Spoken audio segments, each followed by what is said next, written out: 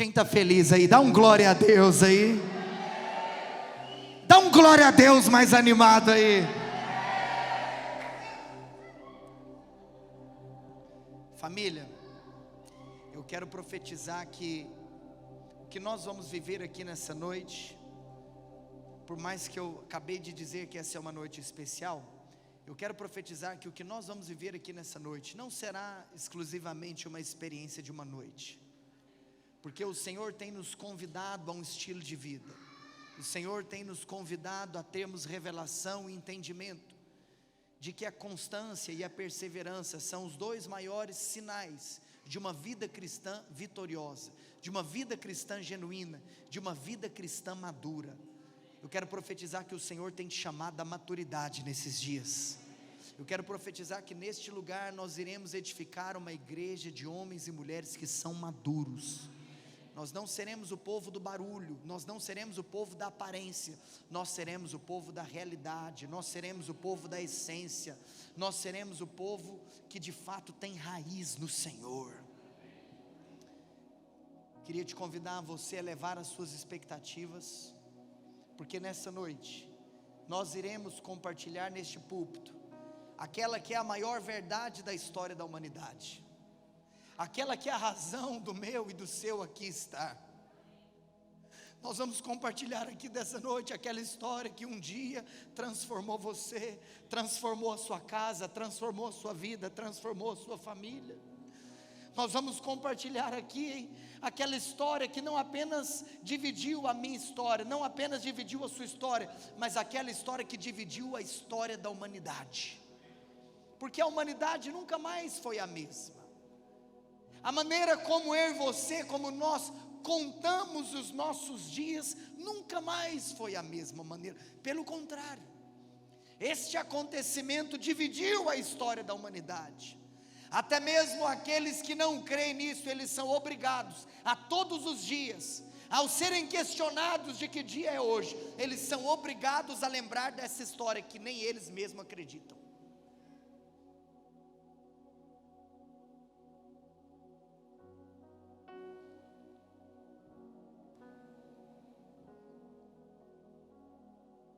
Essa não é uma noite que talvez eu vou destilar uma revelação de algum texto que você nunca ouviu na sua vida. Essa não é uma noite que eu irei talvez trazer uma exegese profunda de alguma exposição de um capítulo da palavra. Essa é uma noite que eu quero te relembrar as verdades mais elementares e fundamentais do cristianismo. Essa é uma noite que eu quero que você aqueça o seu coração com aquilo que é suficiente para que todos os dias você acorde faminto por Deus. Ao ter essas verdades reveladas em seu coração, você não precisa de mais absolutamente nada para se empolgar no Senhor, porque isso já lhe é suficiente. Você sabe, por mais que talvez tradicionalmente os cristãos lembram, mas eu vou confessar uma coisa para você, e eu acredito que não foi só comigo, mas hoje eu até percebi, eu tenho a prática de no meu Instagram seguir homens de Deus. Te recomendo, siga homens de Deus, e eu estava sentindo assim que hoje parece que todo mundo acordou empolgado com o significado do dia de hoje. Alguém reparou isso hoje durante o dia também? Eu acho que esse ano na Páscoa a coisa foi mais aquecida, foi mais intensa, sobre o que significa o domingo de Páscoa. Hoje eu quero que você aperte os seus cintos, porque nós vamos decolar, e você vai ter que me aguentar. Família, eu sei que não apenas para nós cristãos, mas para os judeus, a Páscoa já é um feriado muito especial.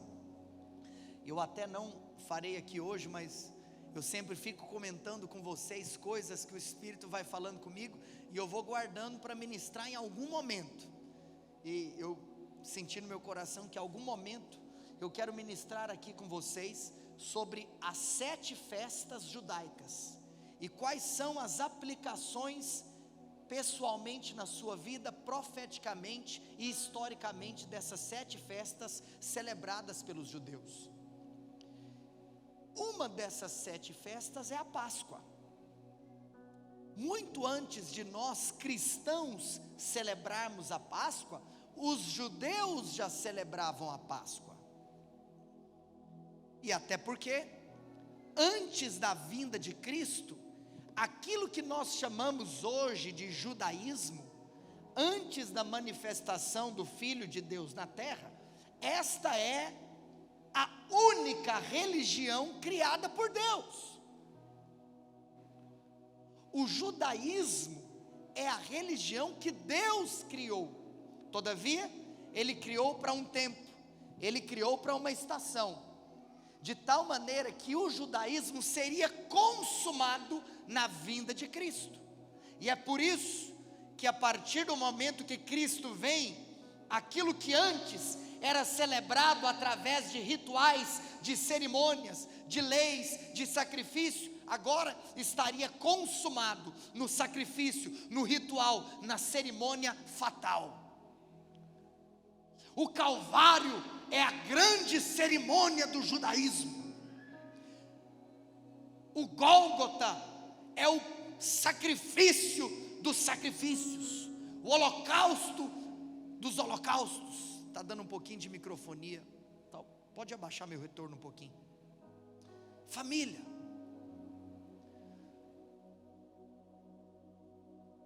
mas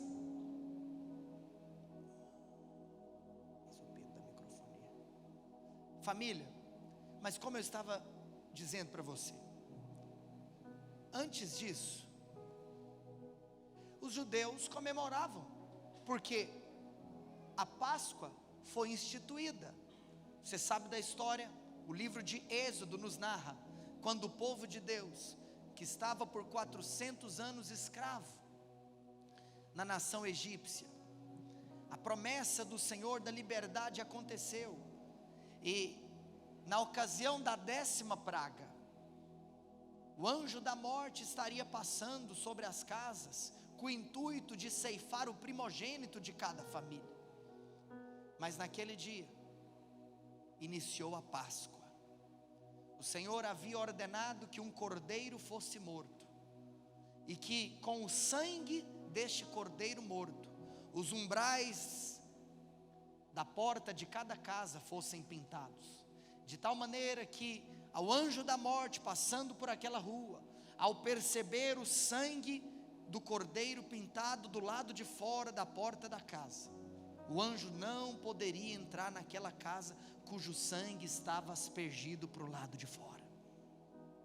Ou seja, aqueles primogênitos dessas casas, eles foram salvos pelo sangue do cordeiro. Foi nessa ocasião então que até mesmo o Senhor permite, essa foi a 10ª e última praga, e foi o momento onde Deus também permite, ordena, direciona, para que aquele povo saísse do Egito. E aquele povo sai do Egito, e esta é a Páscoa. E todos os anos os judeus celebravam esse momento, do sangue do cordeiro que salvou os primogênitos, da saída do tempo de escravidão, todos os anos. Até que para nós, na vinda de Cristo, na consumação da sua obra, esta data ganhou um significado ainda mais importante, fruto de um acontecimento ainda mais importante, porque foi neste feriado que aconteceu a semana mais louca da história. Foi um feriado como esse que acontecia todos os anos. Jesus Cristo já havia miraculosamente vindo na terra através de algo que a medicina não conseguia explicar, que a ciência não conseguia explicar. Uma virgem concebendo e dando à luz a um filho que havia sido gerado pelo Espírito Santo. E no maior mover da história da terra, que foi o nascimento de Cristo, a divindade se transformando em humanidade, Jesus então espera 30 anos para iniciar o seu ministério. Até porque aos 30 anos um judeu era considerado um homem adulto. Um judeu era considerado um homem de maior, um homem pronto para iniciar a sua jornada. Depois de 3 anos de ministério, depois de 3 anos curando aqueles que estavam enfermos, depois de 3 anos dando vista aos cegos, dando audição aos surdos, dando um novo andar àqueles que eram coxos e paralíticos, dando até mesmo vida para aqueles que estavam mortos, porque foi assim 3 vezes. Depois de 3 anos fazendo tudo isso, ainda tinha algo mais importante do que isso, que era o motivo principal, fundamental, dele ter vindo e ter pisado o nosso chão, ter chorado a nossa lágrima. E aí então, Jesus, eu me lembro que é relatado no Evangelho de João, no capítulo 12, não precisa de abrir, até porque eu não comecei a pregação, eu só estou um pouco empolgado hoje. Ainda mais com um aleluia desse, quando tiver 50 aleluias, eu não sei o que é que eu vou fazer, eu acho que eu vou pular daqui, meu Deus do céu.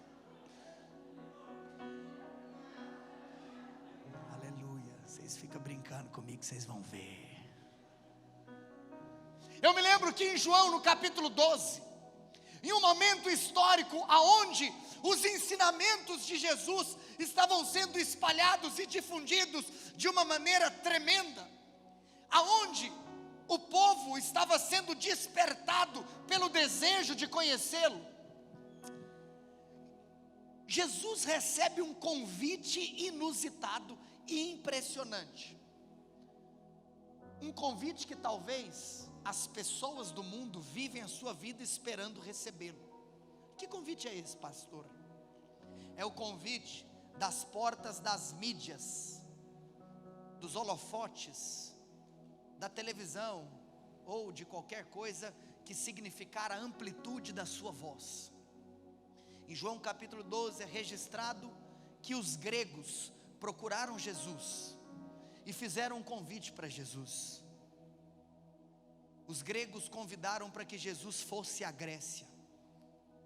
Eu acredito que você tenha ciência de que a Grécia é o berço da filosofia, de que a Grécia é o berço de uma influência cultural do mundo ocidental, de tal maneira que aquilo que fazia sucesso na Grécia não ficava na Grécia, aquilo que fazia sucesso na Grécia se espalhava pelo mundo.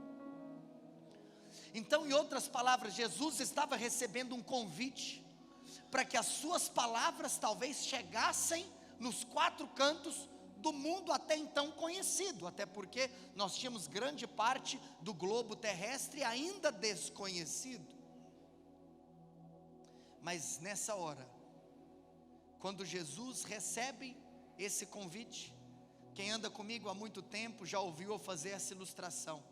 É muito provável que os discípulos ficaram empolgados e olharam para Jesus, e nesse momento histórico Jesus fala algo para os discípulos, e Jesus diz: preparem as suas malas. E talvez pode ser, e agora não é por conta da escritura sagrada, é por conta da minha imaginação, então se você quiser jogue fora, que eu imagino que talvez pode ser que alguns discípulos ficaram empolgados. Eu não sei se isso aconteceu, mas eu imagino, porque Jesus os manda arrumar as malas. Então, meu Deus, será que nós vamos para a Grécia? Mas quando Jesus diz para que eles arrumassem as suas malas, é a ilustração que eu estou fazendo. Nesse momento, no verso de número 24, Jesus diz: se o grão de trigo caindo na terra não morrer, fica ele sozinho. Mas se morrer, produz muito fruto. Deixa eu te contar uma coisa. Jesus não veio na terra para que as suas palavras fossem espalhadas em seus dias. Jesus veio na terra para morrer pelos nossos pecados. E a prova é tanta, que depois da sua morte, depois da sua ressurreição, e depois até mesmo da sua ascensão, que as suas palavras invadiram os quatro cantos da terra. Não foi através do ministério de Jesus, foi através do ministério dos seus discípulos. O livro de Atos registra em um versículo até mesmo poético, que aqueles homens transtornaram o mundo.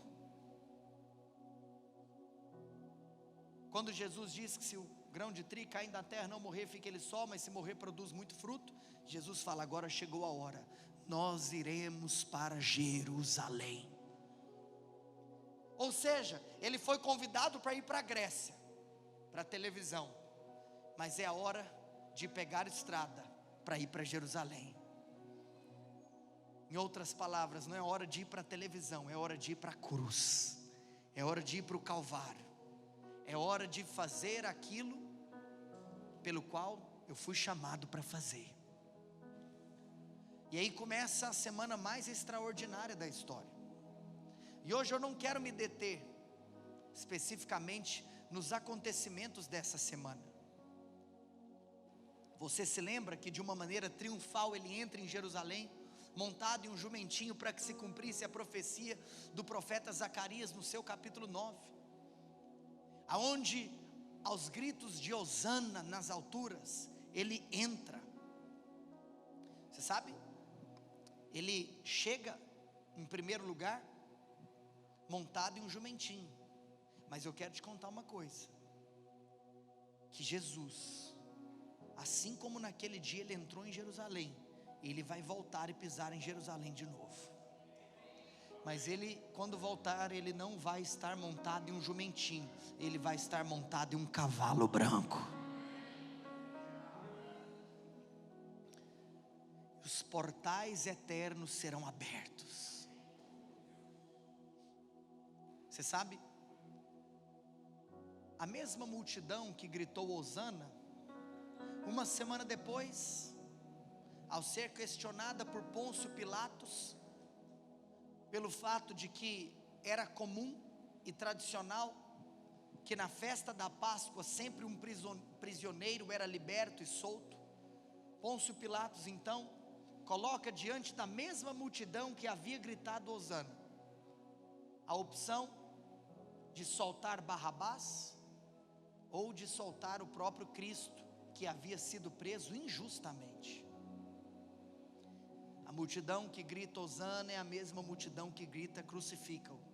Por isso, com a história de Jesus, você pode aprender uma coisa: você não tem que ser guiado por aquilo que os homens estão falando a seu respeito, mas você tem que ser guiado por aquilo que Deus mandou que você faça. Pode ser que durante a sua jornada, em alguns momentos você receberá aplausos, não ouça a voz dos aplausos. Mas também em outros momentos você será crucificado, não ouça também a voz daqueles que te apedrejam. A única voz que você tem que ouvir é a voz da direção de Deus, dizendo: andai por esse caminho. Essa é a voz que você tem que ouvir, não importando aquilo que o seu derredor está comentando a respeito da sua jornada. Família, Jesus então, ele se entrega à morte. Essa é uma verdade revolucionária, porque quando nós falamos da morte de Jesus, e eu vou ler isso aqui para você daqui a pouco, as pessoas tendem a imaginar quem foi que matou Jesus. Será que foi Judas que o traiu e o vendeu por 30 moedas de prata? Ou será que foi Herodes? Ou Pôncio Pilatos? Quem será que matou Jesus? Deixa eu te contar uma coisa: ninguém matou Jesus. Jesus se entregou à morte. Vê lá se alguém é capaz de matar Jesus. Você lembra da cena de quando Jesus foi preso? para entrar no corredor da morte? Você lembra dessa cena? Qual que foi o local da história que Jesus é preso? Quantos se lembram? Jardim do Getsêmani. Naquele jardim, Jesus, livre ainda, estava lá orando, até que chega Judas com os soldados.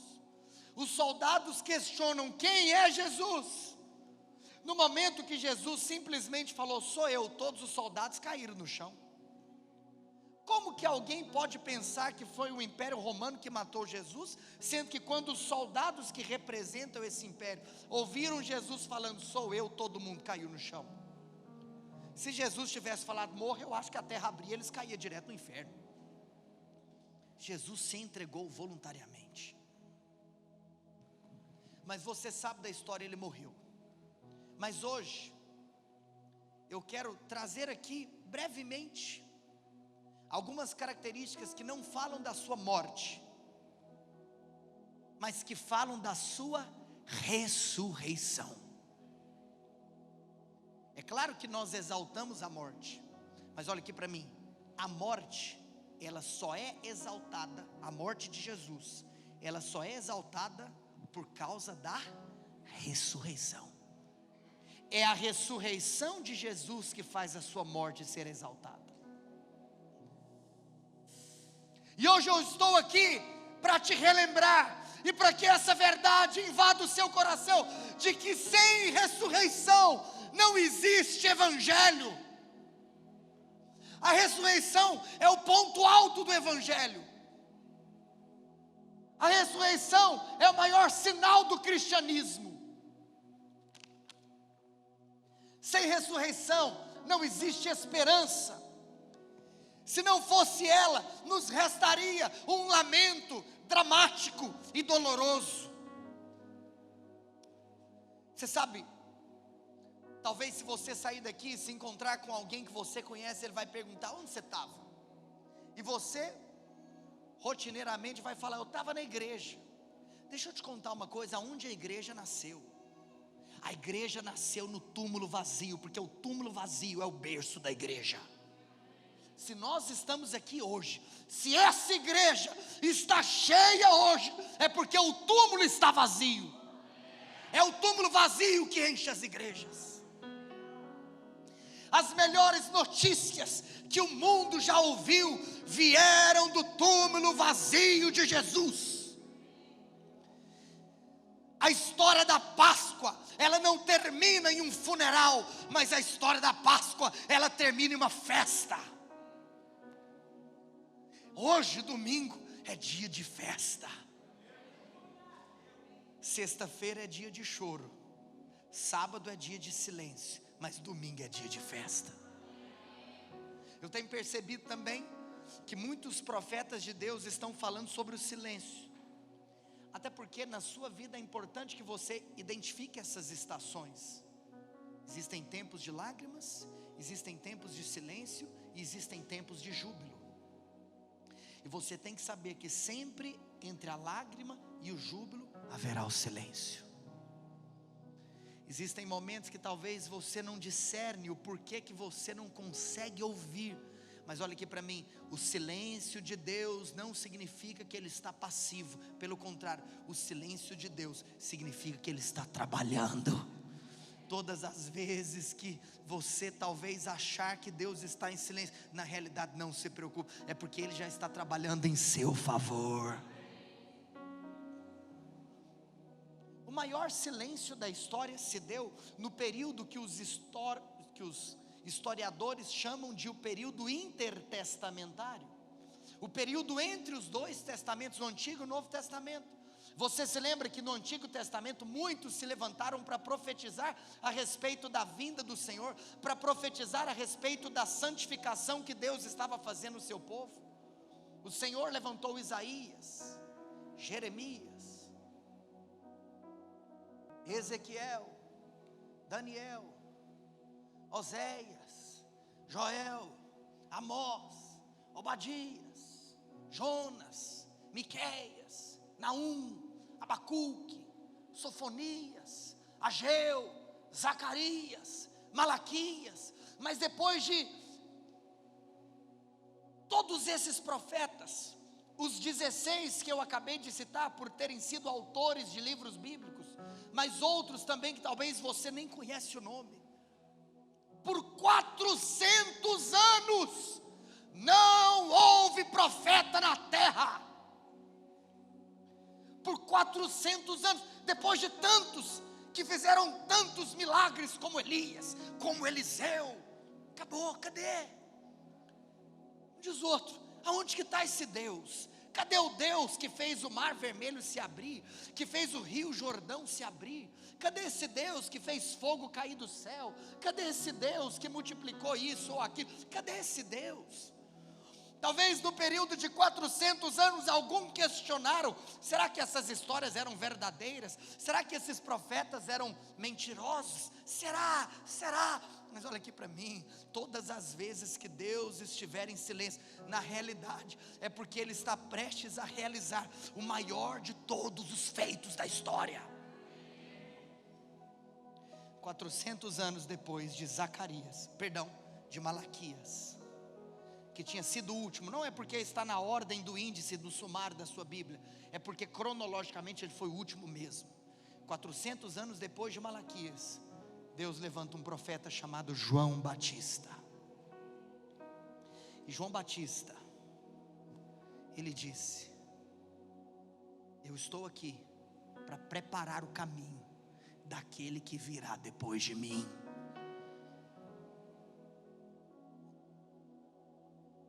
Deus trabalha no silêncio, para você se lembrar que Deus não é como o homem. Sabe o que o homem faz? O homem trabalha conversando, o homem trabalha fazendo barulho, o homem trabalha aparecendo. Deus não, Deus trabalha fazendo silêncio. Porque Deus não tem compromisso com a aparência do que está sendo feito, Deus tem compromisso com a obra terminada. O barulho de Deus não vem no processo, o barulho de Deus vem no final. Vocês estão me entendendo? Talvez pode ser que em alguma área da sua vida você já chorou, mas agora você se encontra em um período que não é nem de choro, que é de incerteza. Presta atenção, o júbilo está chegando, o domingo da ressurreição está vindo. Oh meu irmão, o que é que Jesus estava fazendo no sábado? No sábado ele estava fazendo aquilo que você não podia fazer por você mesmo. Depois de ter morrido na sexta, no sábado ele estava apresentando a quitação, ele estava apresentando o cheque pago. No sábado ele estava mostrando para o mundo espiritual que o parente resgatador, lembra da história de Ruth? Lembra da lei do levirato, que precisava de ser um parente próximo para realizar o resgate? Aquele que uma vez foi simbolizado por Boaz. Aquele que no capítulo 5 do livro de Apocalipse se cantava o cântico de quem seria digno de abrir o livro. Era ele estava lá abrindo o livro. Porque não foi um Deus pendurado no madeiro, foi um homem como eu e você. Então ele tinha o direito legal de apresentar para o mundo espiritual o pagamento da minha e da sua dívida. E se o pecado havia entrado na humanidade por intermédio da obra e da ação de um homem, a redenção também entra na humanidade por intermédio da obra e da ação de um homem. Se o primeiro Adão te fez se tornar um devedor, o segundo Adão te garantiu o pagamento, e não existe mais acusação sobre aqueles que são eleitos de Deus em Cristo Jesus.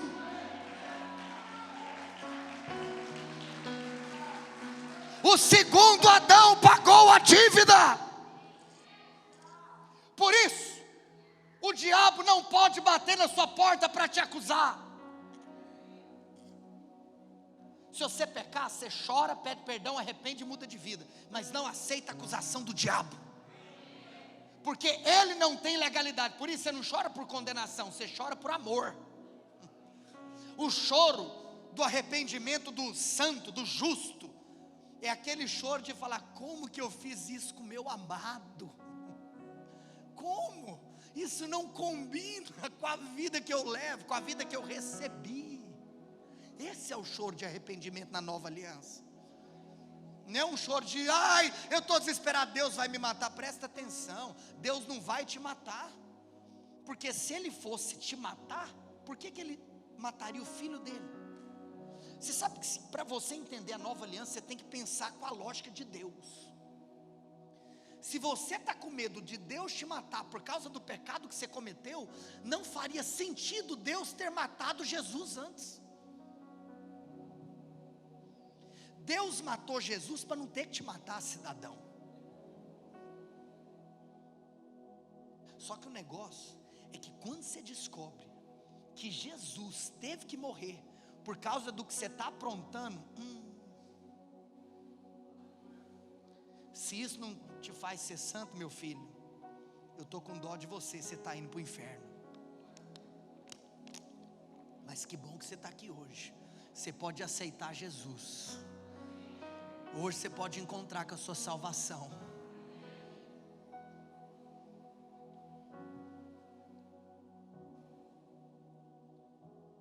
Oh Jesus, não sei por que eu estou falando essas coisas, papai. Porque o Evangelho está aqui dentro. Não tem como, você começar a falar do Evangelho, é um negócio assim que flui, que não para. Porque é o Evangelho. Família, depois do silêncio do sábado, vem o júbilo do domingo. Diga assim, a ressurreição. Diga assim, a ressurreição é o ponto alto do Evangelho. Lembra do que eu te falei? A história da Páscoa não finaliza no funeral da sexta, mas na festa do domingo. O túmulo de Jesus foi aberto. Mas você sabe, o túmulo foi aberto de dentro para fora. Se qualquer pessoa quiser tentar abrir qualquer túmulo, é alguém de fora para dentro abrindo o túmulo. Esse foi o único túmulo na história que foi aberto de dentro para fora. O túmulo de Jesus está vazio. Por isso hoje nós não pregamos um Cristo que esteve vivo, mas está morto. Hoje nós pregamos um Cristo que esteve morto, mas que está vivo pelos séculos dos séculos e vive eternamente. Se a morte é o rei dos terrores, deixa eu te falar uma coisa. Você sabe o que é o rei? Quem é o rei do terror? A morte. Rei, rainha, você chama do que você quiser. Qual que é o ponto alto do terror? Qual que é o ponto alto do desespero? Qual que é? A morte. Você já esteve em um avião no meio de uma turbulência? Deixa eu te contar uma coisa. No final, o que o povo ali está morrendo de medo? De morrer. Mas se a morte é o rei dos terrores, Jesus é o rei dos reis. Jesus, Ele venceu a morte. Mas Jesus não apenas venceu a morte, Jesus matou a morte. Jesus tirou o poder da morte.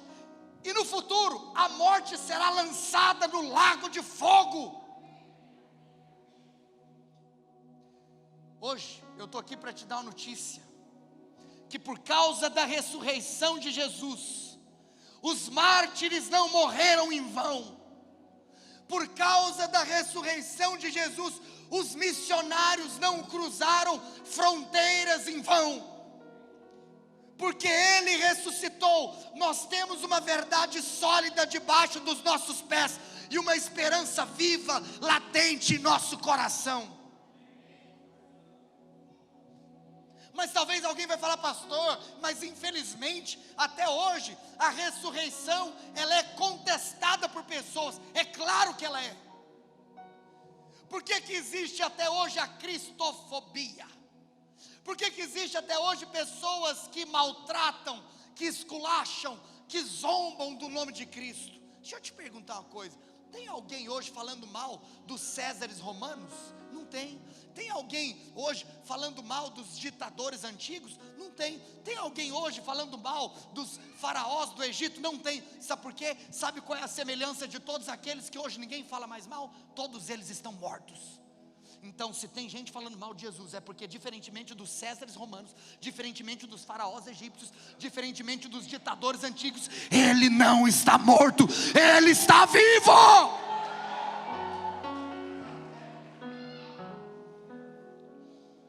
Por isso que as pessoas continuarão falando mal dele, graças a Deus.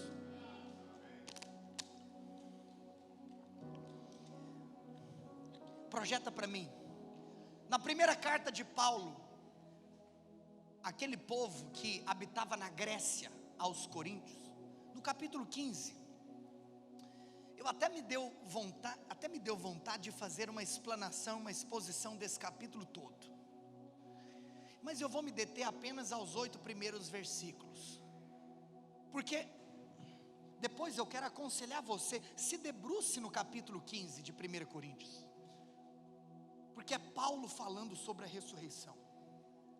Mas eu quero usar apenas os 8 primeiros versículos para te mostrar 3 grandes argumentos que Paulo nos dá a respeito da veracidade da ressurreição. Porque nós sabemos que a ressurreição, ela é um fato histórico e incontroverso. Mas de maneira muito simples, Paulo vai falar, existem 3 coisas pelas quais ninguém pode contestar a existência da ressurreição.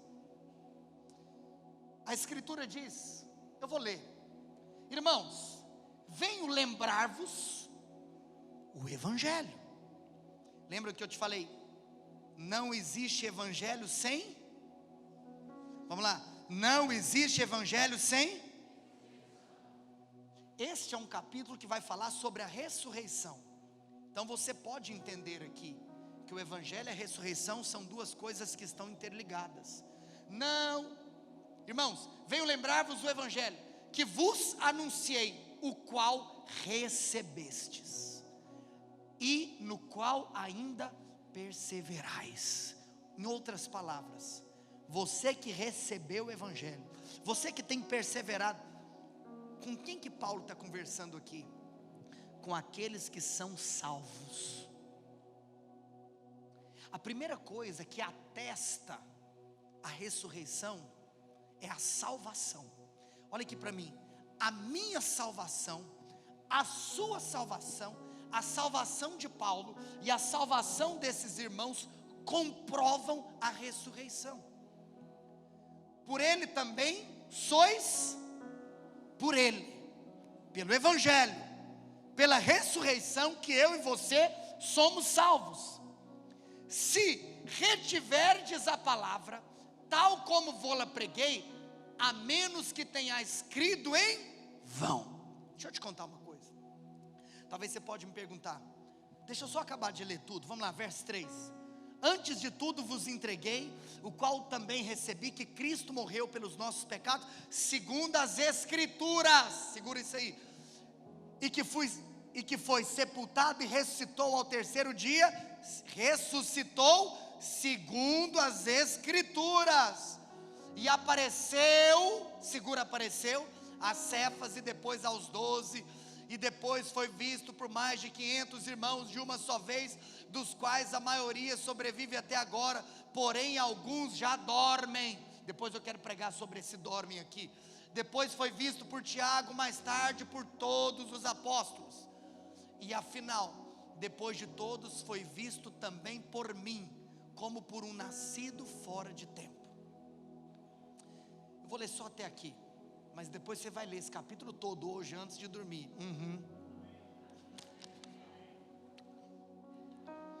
Olha aqui para mim, pastor, por que a salvação comprova a ressurreição? Sabe por quê, filho? Porque se Jesus não, olha aqui para mim, se Jesus não tivesse ressuscitado, então ele não teria nem mesmo salvado a si próprio. Sem a ressurreição, isso significa que Jesus não teria salvado a si mesmo. Então como que ele poderia salvar a outros? Se ele pode salvar a outros, é porque ele se salvou. Porque um Cristo vencido pela morte, se ele tivesse sido vencido pela morte, ele não poderia salvar nem ele mesmo. Sem a ressurreição, a cruz seria um símbolo de fracasso. É por isso. Mas é por causa da ressurreição que nós nos gloriamos pela mensagem da cruz. A cruz hoje é o nosso sinal. Sinal de quê? Sinal da vitória. Por quê? Porque Jesus ressuscitou. Porque ele entrou na morte e ele arrancou da morte o seu aguilhão. E sabe o que Jesus fez depois que ele ressuscitou? Ele inaugurou a imortalidade. Diga assim: depois da ressurreição de Cristo, a imortalidade foi inaugurada. Você fala assim: pastor, mas outros ressuscitaram antes dele. Por que que a imortalidade só foi inaugurada depois da ressurreição dele? Filho, porque todos aqueles, ele mesmo ressuscitou 3. No Antigo Testamento temos história de ressurreição. Olha aqui para mim. Porque todas as ressurreições antes de Cristo foram ressurreições do corpo pecaminoso. Isso demonstra que todos aqueles que haviam ressuscitado, eles acabaram morrendo depois. Deixa eu te contar uma coisa. Jesus ressuscitou a filha de Jairo, sim ou não? A Talita, né? Ixi, ninguém riu, deixa para lá. Tem gente que nem sabe da piada. Jesus poderoso, grave, mas deixa para lá. Não é Talita não, filho. Olha aqui para mim. A filha de Jairo, ela ressuscitou, sim ou não? Mas ela morreu depois. Ah, pastor, fala de Lázaro que é mais fácil. Lázaro ressuscitou, sim ou não? Mas ele morreu depois.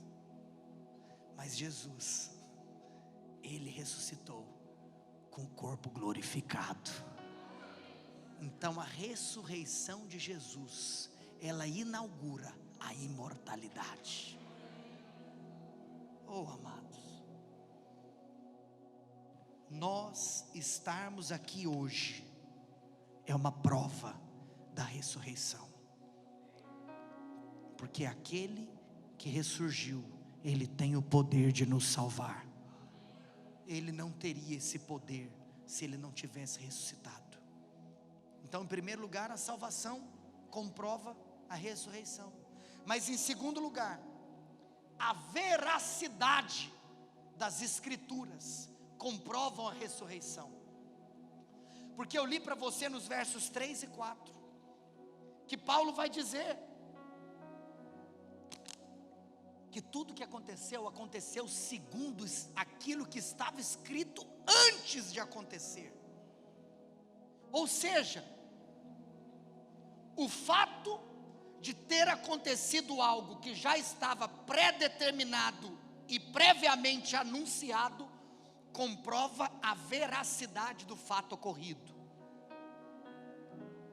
Quem pode negar algo que antes de ter acontecido, já tinha sido dito que aconteceria?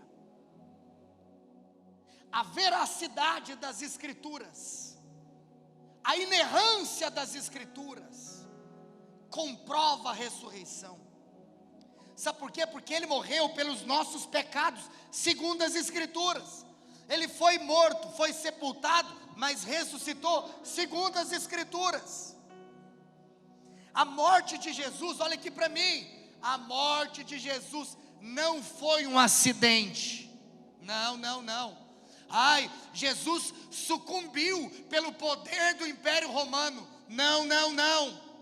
Ah não, Jesus morreu porque o Sinédrio tramou contra ele. Ai, tadinho do Sinédrio. Não. Jesus não morreu nem mesmo porque Pôncio Pilatos lavou suas mãos. Não, não. Jesus morreu pelos nossos pecados, segundo as Escrituras. Tudo que estava planejado desde o princípio da eternidade. Eu te digo, nunca houve um segundo sequer que o nosso Pai pensou em não cumprir aquilo que Ele mesmo havia estabelecido. Nunca houve um segundo sequer que Deus se recuou no projeto de entregar o seu filho à morte, morte de cruz. Nunca houve. Portanto, se a morte dele não foi um acidente, então a ressurreição dele também não pode ser uma surpresa. Se a morte de Jesus não foi acidental, a sua ressurreição também não é surpresa. Porque se a morte estava planejada, muito mais a ressurreição também estava. Tudo estava planejado. A ressurreição estava planejada. A vitória sobre a morte não foi casual. Ela foi programada por Deus desde os tempos eternos. E em terceiro e último lugar,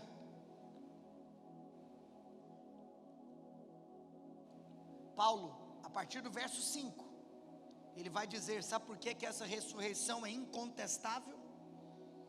Sabe por que essa ressurreição é uma verdade inquestionável? Porque ele apareceu. A aparição de Jesus, do Cristo ressurreto, é uma prova da sua ressurreição. Diga comigo, a salvação, a veracidade das Escrituras e a aparição são as três provas da ressurreição. Segundo capítulo 15 da primeira carta de Paulo aos Coríntios. Paulo vai dizer que ele apareceu a Cefas, depois aos 12. E impressionante que depois a palavra do Senhor diz, pode seguir, que ele apareceu para mais de 500 irmãos de uma só vez. Até mesmo a psicologia reconhece que você precisa de mais fé para acreditar em uma mesma alucinação em massa do que para acreditar na ressurreição de Cristo.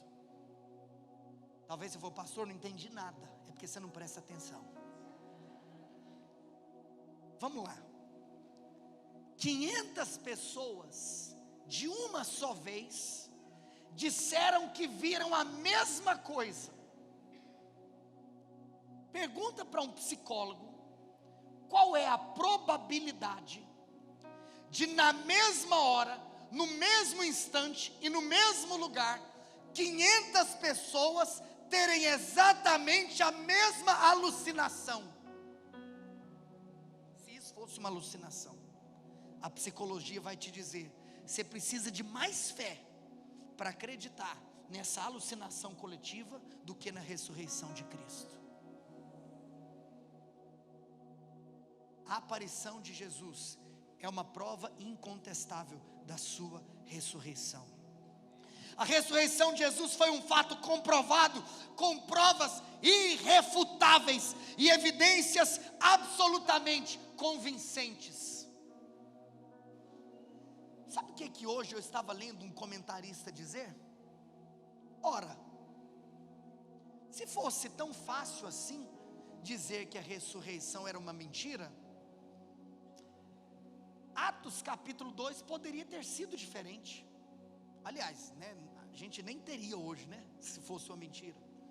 Porque o que acontece em Atos 2? Já sei, pastor, o Pentecoste. Não, cidadão. Antes disso, ou melhor, depois disso, Depois do Pentecoste, o que está relatado? Que Pedro começa a pregar. Porque aqueles 120 ficaram cheios do Espírito. Você lembra do que aconteceu? 3.000 pessoas vieram ver aquela cena. Os 3.000 achando que os 120 estavam tudo bêbado. Mas o que é isso? O fogo desceu. Aí, como Pedro viu que essas 3.000 pessoas não estavam entendendo nada, Pedro, a palavra de Deus diz que Pedro toma a palavra e Pedro vai falar. Eu vou explicar para vocês o que está acontecendo aqui. E a primeira vez que um cristão pós-ministério de Cristo vai pregar, Pedro prega. Qual foi o tema da primeira pregação da história? Se você olhar o esboço de Pedro, nossa pastor, eu posso ter acesso ao esboço de Pedro? Atos 2, filho. O último tópico do esboço de Pedro é a ressurreição. Mas por que eu estou falando isso? Se a ressurreição fosse uma mentira, era muito simples. Bastavam então aqueles que perseguiam os cristãos pegar o corpo de Jesus e sair andando com o corpo de Jesus na cidade. Calava rapidinho Pedro e a sua turma. Simples. Então beleza, anda com o corpo de Jesus, ué.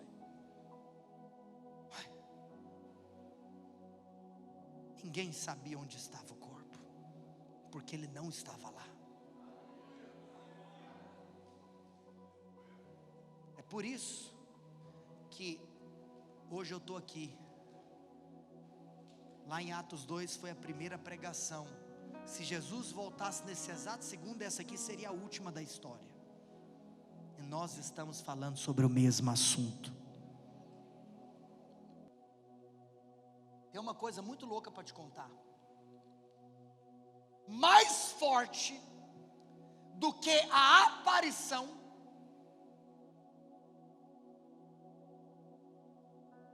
eu vou encerrar falando isso para você.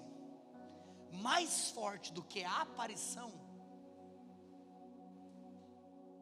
é a transformação. Diga comigo, mais forte que a aparição é a transformação. E o time de adoração para rimar pode subir. Olha aqui para mim. O fato de Jesus ter aparecido já comprova. Mas o que eu quero discutir com você é o que aconteceu na vida desses camaradas que viram Jesus. Aqueles que eram tímidos, de pouca fé. O que aconteceu com Pedrão que negou Jesus?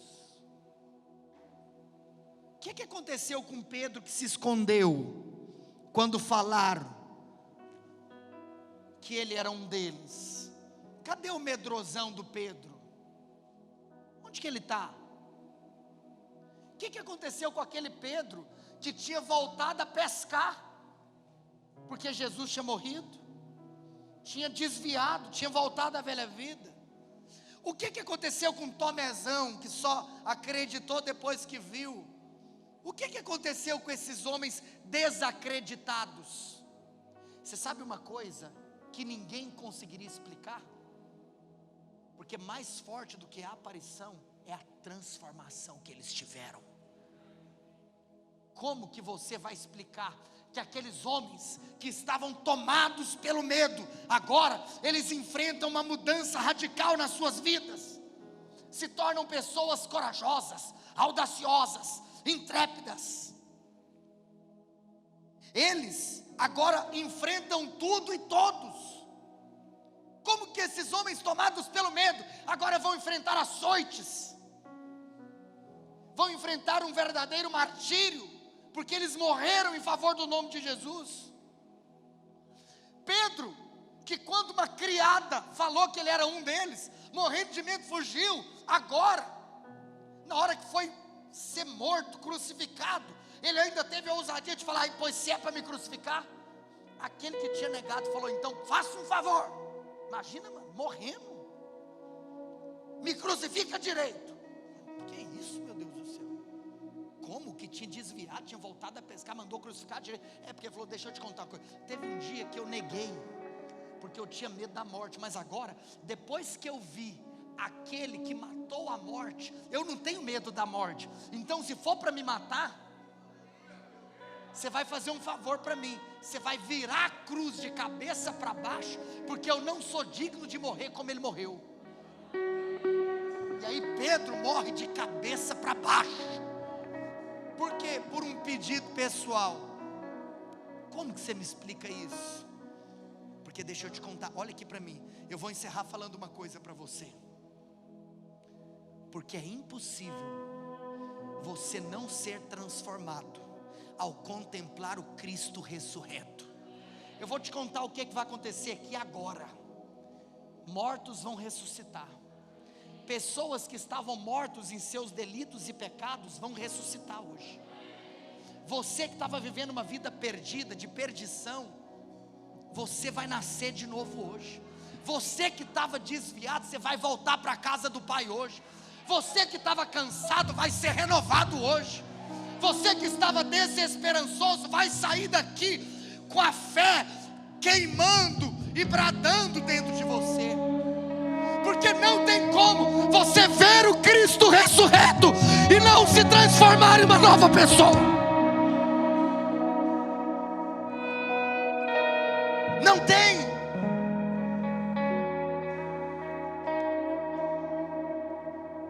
Agora é com você, meu irmão.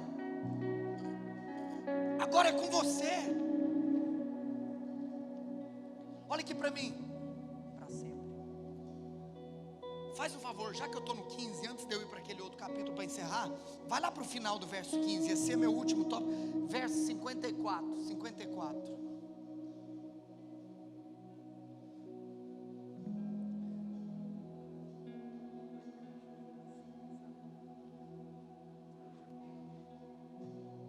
E quando este corpo corruptível se revestir de incorruptibilidade, e o que é morto se revestir de imortalidade, então se cumprirá a palavra que está escrita: tragada foi a morte pela vitória. Onde está, ó morte, a tua vitória?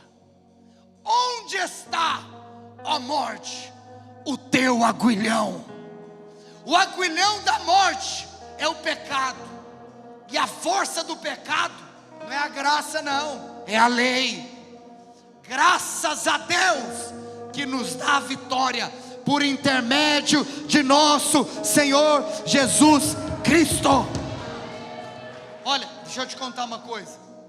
Isso aqui é o primeiro impacto de um homem que viu o Cristo ressurreto.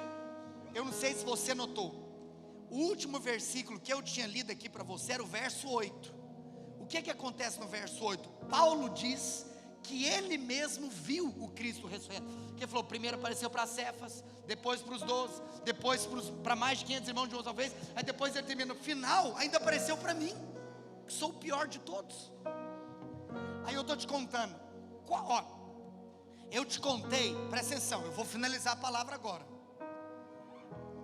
Pedrão, aumenta o tecladinho só para eu ouvir esse tan, tan, tan, tan. Meu Deus do céu, essa introdução nasceu no céu. E um homem, um produtor musical, ouviu o que estava sendo tocado no céu e colocou o dedo dele e fez.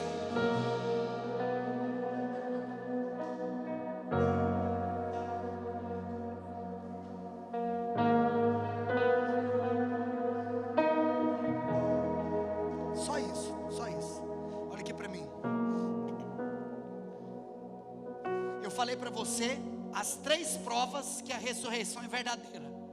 Agora eu vou finalizar te mostrando quais são os impactos que alguém que vê o Cristo ressurreto tem no seu futuro. É impossível você ver o Cristo ressurreto e ser a mesma pessoa. O primeiro impacto está aqui.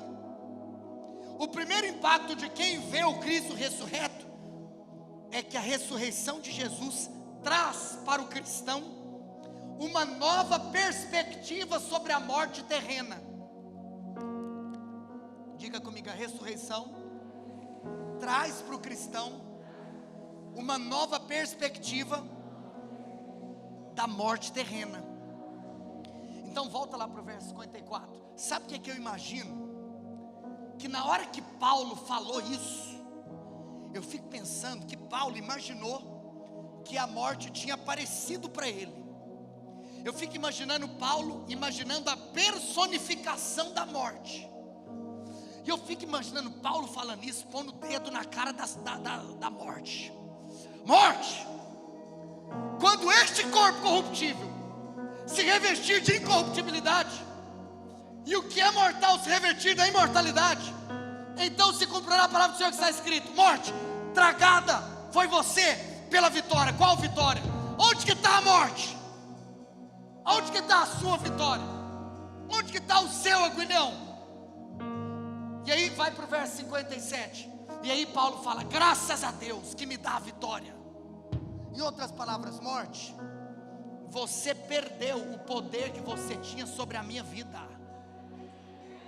Em outras palavras, um cristão não tem medo da morte. Um cristão zomba da morte. Olha aqui para mim. Você sabe quando que nós vamos começar a desfrutar de mais milagres no nosso meio? Quando nós tivermos mais revelação do Cristo ressurreto. Porque se você tiver mais revelação do Cristo ressurreto, você vai zombar mais da morte. Você vai se encher de intrepidez e ousadia.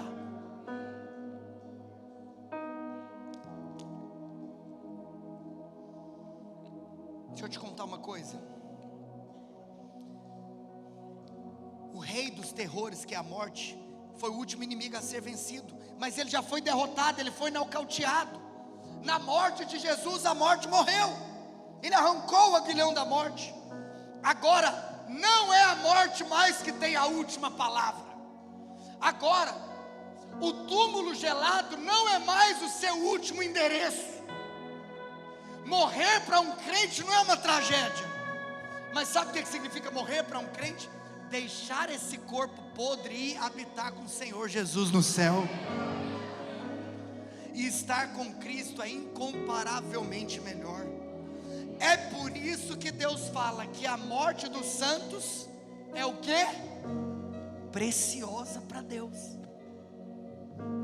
Cara, você já parou para pensar que a Bíblia diz que a sua morte é preciosa para Ele?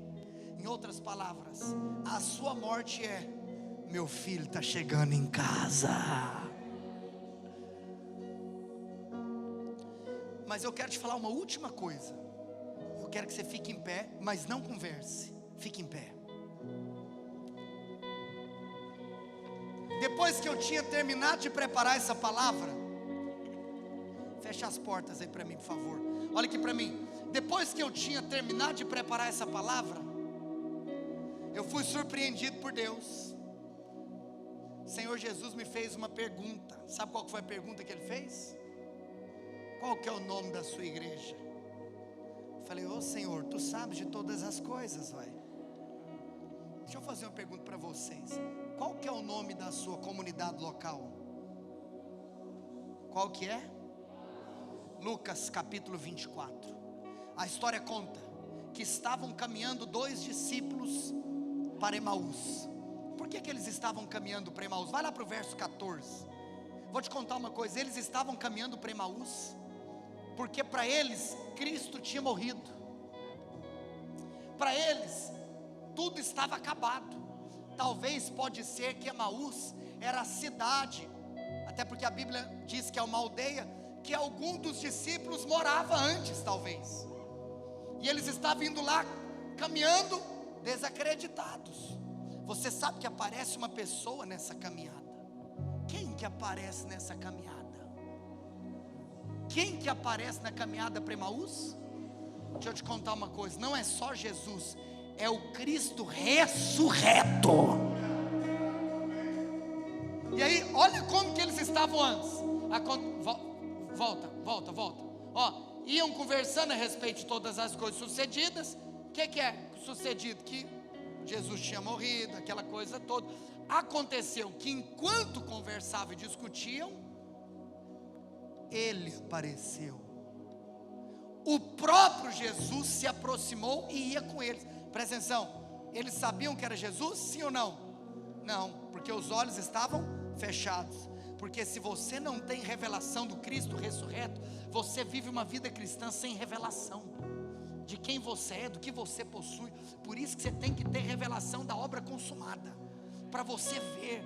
Enquanto isso, seus olhos estão fechados, seu ouvido está tapado, você não percebe as coisas de Deus. Verso 16: os seus olhos, porém, estavam como impedidos de o reconhecer. Mas cara, isso aqui eu acho forte. Então lhes perguntou Jesus: que é isso que vos preocupa? De que ides tratando à medida que caminheis? E eles pararam entristecidos. Olha aqui para mim. Tem muito crente que está até hoje no choro de sexta-feira. Tem muito crente que está até hoje no choro da morte, no choro da sexta. A Páscoa não termina no funeral. Tem muito crente que só vive triste. Está errado. Está errado. Você tem que ter uma experiência com Cristo ressurreto. Porque se você tiver uma experiência com Cristo ressurreto, algo vai acontecer na sua vida. Vai lá para o verso 26. Eu vou te contar. Eu falei para você que quem vê o Cristo ressurreto, em primeiro lugar, perde o medo da morte natural, sim ou não? Mas em segundo lugar, olha só o que acontece. Porventura, não convinha que o Cristo padecesse e entrasse na sua glória? Agora eles estão tendo um relacionamento com o Cristo ressurreto. E começando por Moisés, discorrendo por todos os profetas, expunha-lhes o que a seu respeito constava em todas as escrituras. E o verso 28 diz que quando se aproximavam da aldeia para onde iam, fez ele menção de passar adiante. Olha aqui para mim, só mais esse versículo. Mas eles o constrangeram dizendo: fica conosco, porque já é tarde, o dia já declina. E entrou para ficar com eles. Segura aqui, olha aqui para mim. Você viu que algo aconteceu com eles na caminhada. Eles ouviram a pregação, eles ouviram a palavra. O que Jesus fez quando estava com eles? Começou de Moisés e foi contando tudo que os profetas falaram a respeito dele. Deixa eu te contar uma coisa. Eu já vou para o final da história. Além de você não ter mais o medo da morte, sabe o que acontece com você quando você vê o Cristo ressurreto? Os seus olhos são abertos pela explicação das Escrituras. Sabe o que vai acontecer com você a partir de hoje? Você vai começar a entender as Escrituras. Quem vê o Cristo ressurreto tem os olhos abertos para enxergar a palavra de Deus. Por isso, eu quero profetizar que o nosso povo vai ser um povo cheio da palavra. Nosso povo vai ser um povo cheio de revelação. Eu disse para você, o Senhor me direcionou, daqui uns dias eu vou começar um estudo nessa igreja do livro de Números. É aquele livro que toda vez você pulava na hora de chegar nele. Agora você vai começar a se apaixonar pelo livro de Números, porque você começa a ter os olhos abertos pelas Escrituras. Mas além de ter os olhos abertos, no verso 29 até o 32, vai falar outra coisa. Vai caminhando, depois do partir do pão. Então se lhe abriram os olhos e reconheceram, mas ele desapareceu da presença deles. E disseram ao outro: porventura não nos ardia o coração? Além de ter os olhos abertos, aqueles que veem o Cristo ressurreto, os seus corações começam a arder. Eu quero profetizar que aquilo que antes era cansaço para você vai se tornar agora fome. Aquilo que antes você tinha preguiça, agora você vai viciar. Olhos abertos, coração pegando fogo. Em último lugar, acontece uma coisa muito louca. Olha o que acontece, verso 33. Olha aqui para mim. E na mesma hora, cara, Deus me pegou aqui hoje. Você vai embora com essa. Na mesma hora, olha aqui para mim. Se você não precisa voltar 3 versículos, qual que era o papo? Tá tarde, estamos cansados, vamos embora, tadinho. Na mesma hora, eles se levantaram. Espera aqui, o povo que estava falando de que está tarde, está perigoso, estou cansado, na mesma hora, que o olho abre, e que o coração pega fogo, eles se levantam, e eles voltaram para Jerusalém. Espera aqui, você não estava voltando para sua aldeiazinha? Por que agora você está voltando para Jerusalém? Sabe por quê? Porque depois do Senhor abrir os seus olhos e arder o seu coração, o Senhor vai te dar agora pés velozes para proclamar a ressurreição de Jesus, porque é isso que eles falaram, aos quais diziam, eles voltaram para Jerusalém para falar: o Senhor ressuscitou, o Senhor ressuscitou. É por isso que eles voltaram para Jerusalém, para anunciar a ressurreição. Diga assim: olhos abertos, coração queimando. Diga assim: pés velozes para anunciar. E diga assim: lábios abertos para proclamar. Se os seus olhos estão abertos, se o seu coração está queimando, e se você entendeu que é hora de levantar, agora seus lábios serão abertos. Hoje a minha oração é: Senhor, que o Senhor nos abençoe, que o Senhor abra os nossos olhos, que o Senhor queime o nosso coração, que o Senhor mova os nossos pés, mas Senhor, que o Senhor abra a nossa boca. Família, eu quero convidar você a fazer duas coisas hoje: a cantar essa música antes de ir embora, que nós vamos cantar agora, mas a partir de amanhã você tomar uma decisão na sua vida de tornar hábitos aquilo que antes talvez você tinha preguiça. Mude os seus hábitos, comece a abrir a boca e a proclamar que Ele está vivo pelos séculos dos séculos. Feche seus olhos. Eu vou dizer as minhas últimas palavras, e quando eu disser a palavra redenção, nós vamos começar a cantar essa música. Feche seus olhos. Na sexta, o condenaram como um ladrão. O homem que ao perdido trouxe esperança, e ao faminto trouxe pão.